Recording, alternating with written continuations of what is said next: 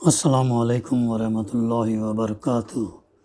اعوذ باللہ من الشیطان الرجیم، بسم اللہ الرحمن الرحیم۔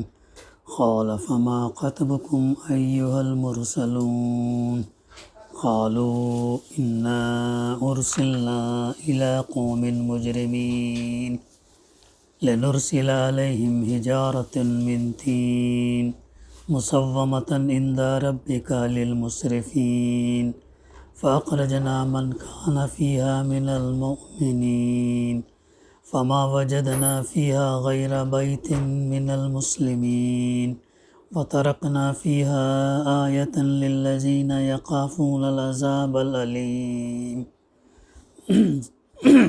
صدق اللہ العلی العظیم۔ رب اشرح لی صدری ویسر لی امری واحلل عقدۃ من لسانی یفقہوا قولی رب زدنی علما۔ سورہ الذاریات کی آیت نمبر 31 سے آیت نمبر 37 تک کی تلاوت ابھی ہم نے سماعت کی۔ ان آیات سے پہلے گزشتہ جن آیتوں کا مطالعہ ہم کیے ہیں ان میں اللہ تعالیٰ اللہ کے رسول صلی اللہ علیہ وسلم سے مخاطب ہو کر فرماتا کہ ابراہیم علیہ السلام کے معزز مہمانوں کی حکایت بھی تمہیں پہنچی۔ جب وہ مہمان ان کے ہاں آئے تو آپ کو سلام کیا، پھر اس نے کہا آپ لوگوں کو بھی سلام، یعنی ابراہیم علیہ السلام نے ان کو بھی سلام کیا۔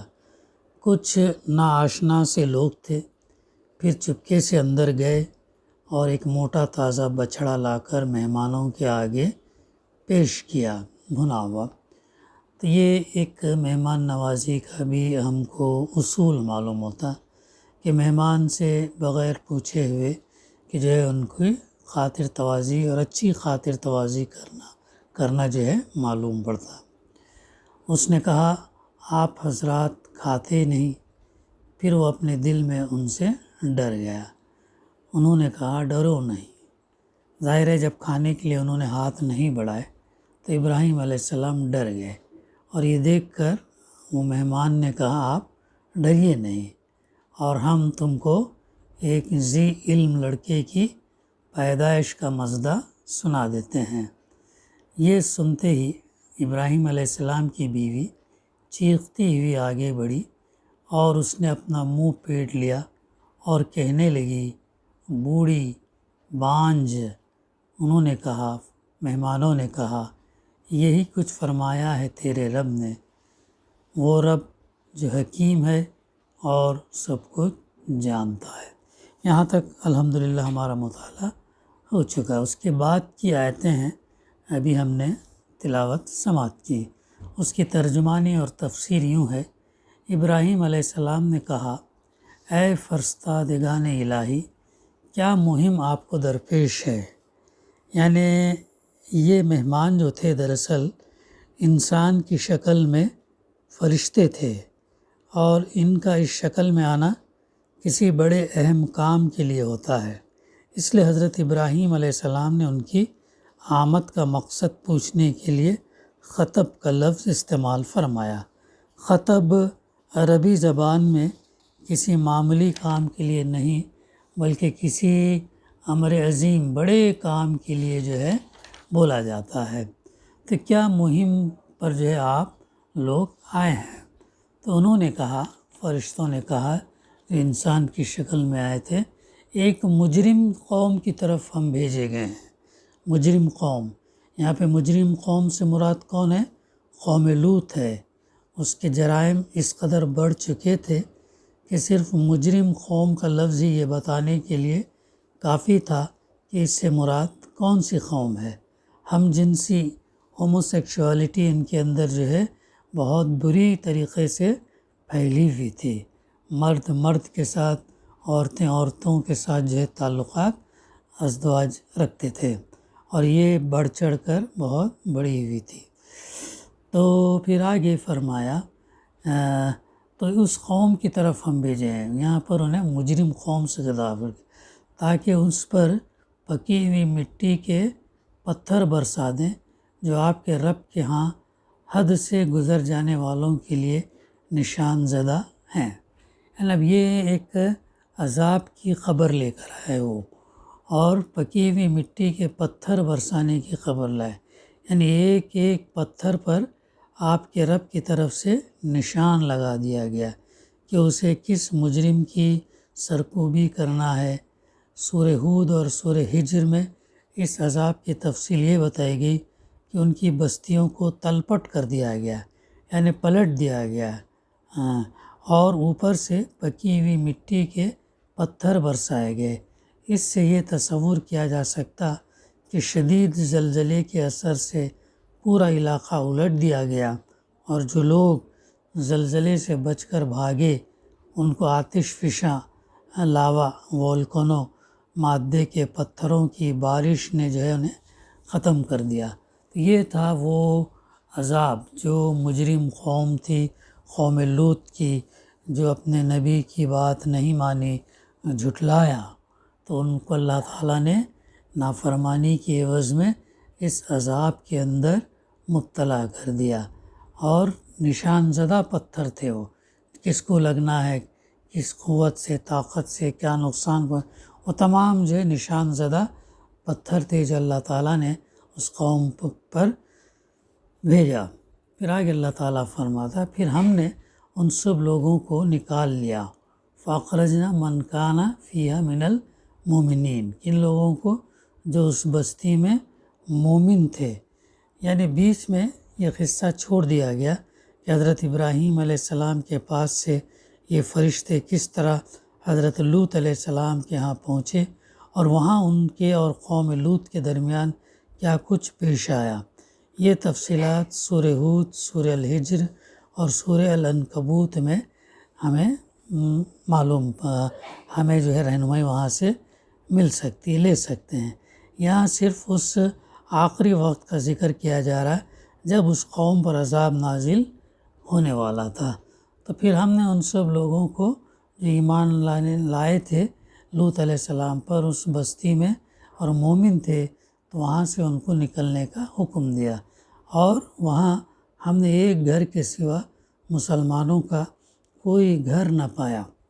ایک گھر کے سوا، یعنی دیکھ اتنی بڑی بستی، اب پتہ نہیں اس کی آبادی کتنی تھی، کیا تھی، کتنے مرد تھے، کتنے عورتیں تھیں، اس تفصیلات جو ہے نہیں، یعنی پوری قوم میں اور اس کے پورے علاقے میں صرف ایک گھر تھا جس میں ایمان اور اسلام کی روشنی پائی جاتی تھی، اور وہ تنہا کس کا گھر تھا؟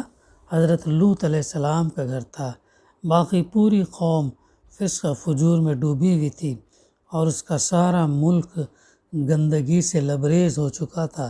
اس لیے اللہ تعالیٰ نے اس ایک گھر کے لوگوں کو بچا کر نکال لیا، اور اس کے بعد اس ملک پر وہ تباہی نازل کی جس سے اس بدکار قوم کا کوئی فرد بچ کر نہ جا سکا۔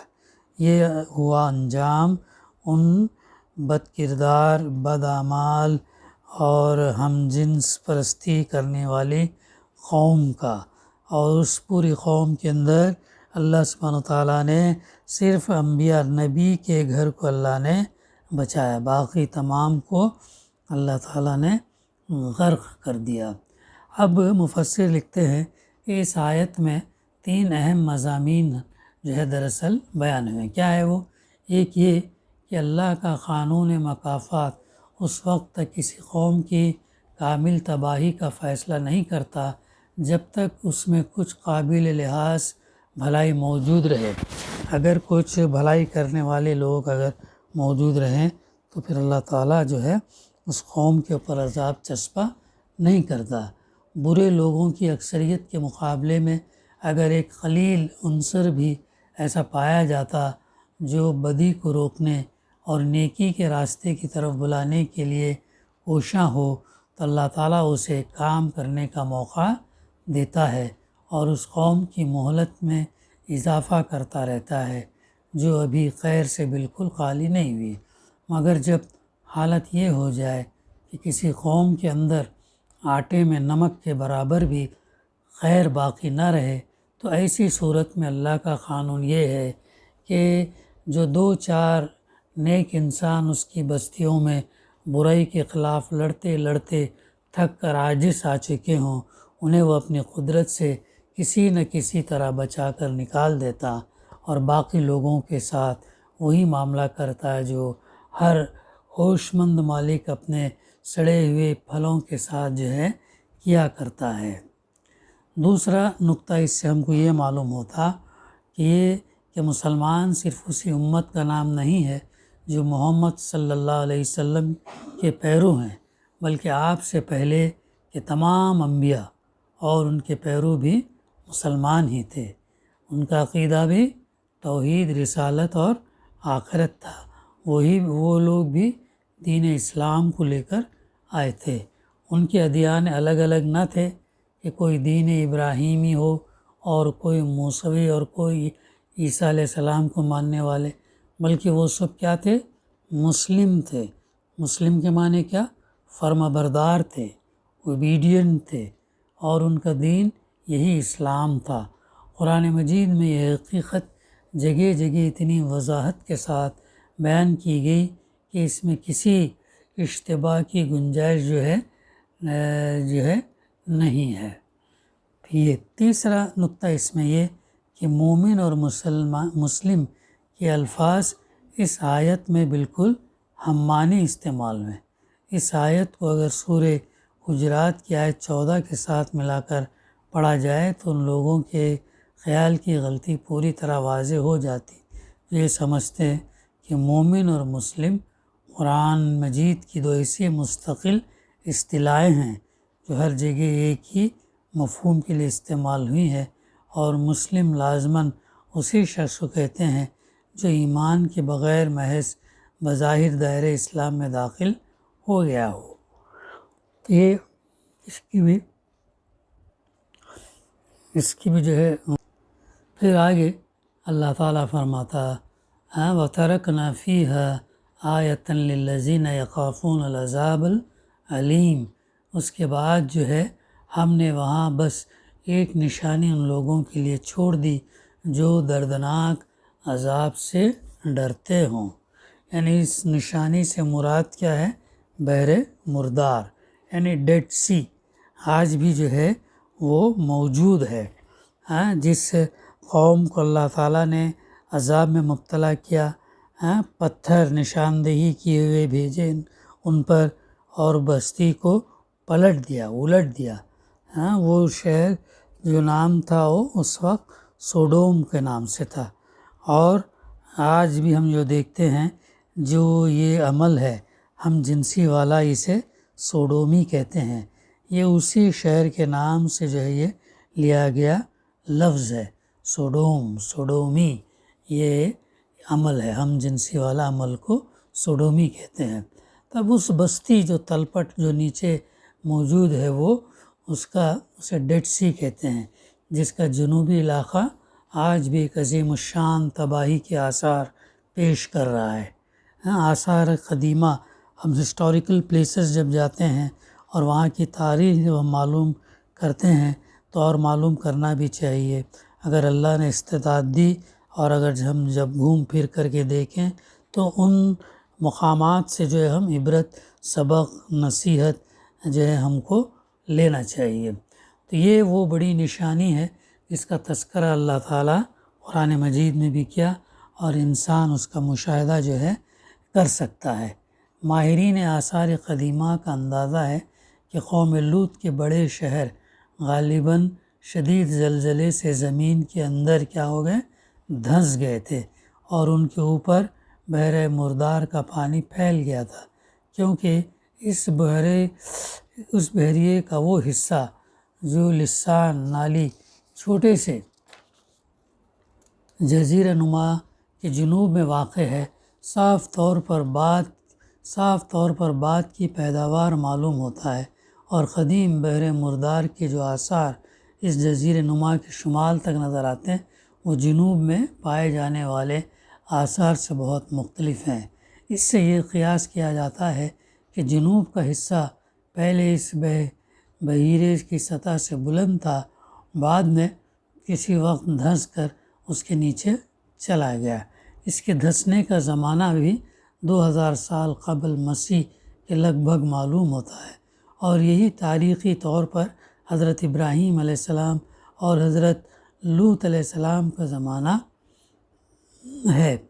1965 میں آثار قدیمہ کی تلاش کرنے والی ایک امریکی جماعت کو اللسان پر ایک بہت بڑا قبرستان ملا ہے، جس میں 20,000 سے زیادہ قبریں ہیں۔ اس سے اندازہ ہوتا کہ قریب میں کوئی بڑا شہر جو ہے ضرور آباد رہا ہوگا، مگر کسی ایسے شہر کے آثار آس پاس کہیں موجود نہیں ہیں جس سے متصل خود بڑا قبرستان بن سکتا ہو۔ اس سے بھی یہ شبہ تقویت پاتا ہے کہ جس شہر کا یہ قبرستان تھا وہ بحیرے میں غرق ہو چکا ہے۔ بحیرے کے جنوب میں جو علاقہ ہے اس میں اب بھی ہر طرف جو ہے تباہی کے آثار موجود ہیں، اور زمین میں گندھک، رال، کولتار، قدرتی گیس کے اتنے ذخائر جو ہے پائے جاتے ہیں جنہیں دیکھ کر گمان ہوتا کہ کسی وقت بجلیوں کے گرنے سے یا زلزلے کا لاوا نکلنے سے یہاں ایک جہنم جو ہے پھٹ پڑی ہوگی۔